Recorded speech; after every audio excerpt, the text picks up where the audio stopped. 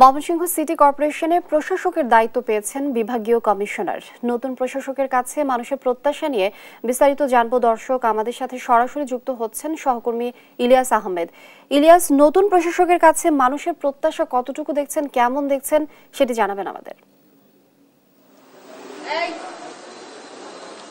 Mymensingh city কর্পোরেশনের প্রশাসকের দায়িত্ব পেয়েছেন বিভাগীয় কমিশনার উম্মে সালমা তানজিয়া। আমরা দেখেছি তিনি দায়িত্ব পাওয়ার পরই গতকালকে কিন্তু সিটি কর্পোরেশনের কর্মকর্তা কর্মচারীদের সঙ্গে একটি মিটিং করেছেন। সেই মিটিংয়ে তিনি নির্দেশনা দিয়েছেন টিম ওয়ার্ক কাজ করতে হবে এবং সিটি কর্পোরেশনকে এগিয়ে নিয়ে যেতে হবে। এবং সাধারণ মানুষের প্রত্যাশা ছিল শেখ হাসিনা সরকার দেশ ত্যাগের পর কিন্তু সিটি কর্পোরেশন মোটামুটি বলা যায় যে একটি অচল অবস্থা সৃষ্টি হয়েছিল। তখন কিন্তু সাধারণ মানুষ এই সিটি কর্পোরেশনকে নিয়ে তাদের যে প্রত্যাশা প্রাপ্তির জায়গাটুকু ছিল সেই জায়গাটুকুতে কিন্তু অনেকটাই নিরাশ হয়েছিল। গতকাল প্রশাসক নিয়োগ দেওয়ার পর সাধারণ মানুষ বলছেন যে তাদের প্রত্যাশা অনুযায়ী উন্নয়ন কর্মকাণ্ড সেটি কিন্তু অন্তত কিছুটা হলেও ত্বরান্বিত হবে।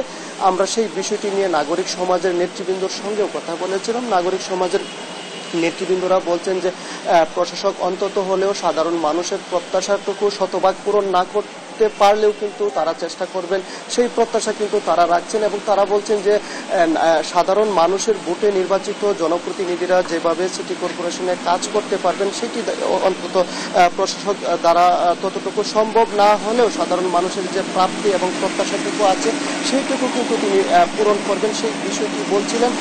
আজকে কিন্তু নব যোগদানকৃত প্রশাসক বেগম উম্মে সালমা তানজিয়া সকল দলের নেতৃবৃন্দদের সাথে বিকেলে একটি মিটিং করবেন, অর্থাৎ বিএনপি, জামাত সহ বৈষম্য বিরোধী ছাত্র আন্দোলনের নেতৃবৃন্দ যারা আছেন তারা কিন্তু এই মিটিংয়ে যোগদান করবেন। এবং তিনি জানিয়েছেন যে টিম ওয়ার্ক কাজ করে কিন্তু সিটি কর্পোরেশনকে এগিয়ে নিয়ে যেতে হবে।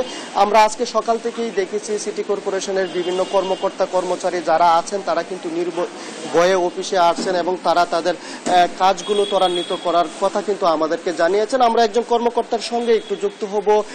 গত কয়েকদিন ধরে তো টানাপোড়েনের মধ্যে আপনারা ছিলেন এবং আজকে স্বাভাবিকভাবে অফিসে আসছেন, কেমন লাগছে এবং কাজ কতটুকু ত্বরান্বিত হবে? ধন্যবাদ। আসলে আমরা এখন যে অবস্থায় আছি মনে হয় একটা মুক্ত, আমরা সম্পূর্ণ মুক্ত, কোনো বাধাহীন ভাবে আমরা কাজ করে যাচ্ছি। আমাদের কোনো প্রতিবন্ধকতা নাই। গতকালকে আমাদের বিভাগীয় কমিশনার মহোদয় দায়িত্ব গ্রহণ করার পরে ওনার দিক নির্দেশনা অনুযায়ী আমরা স্বতঃস্ফূর্তভাবে আমরা কাজে যোগদান করেছি এবং আমাদের কর্ম চঞ্চলতা অনেক বেড়ে গেছে।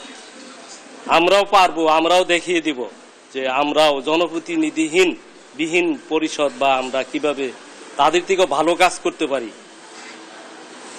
এই আশাবাদ ব্যক্ত করছি।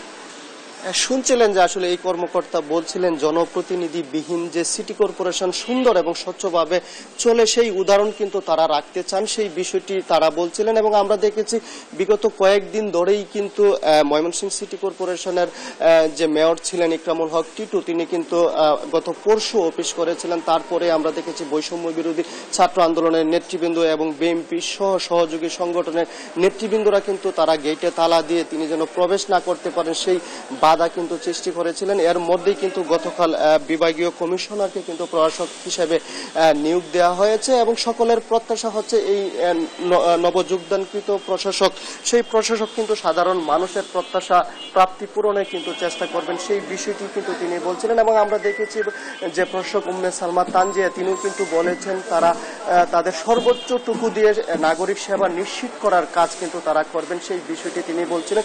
এই ছিল আমার কাছে ময়মনসিংহ থেকে সর্বশেষ।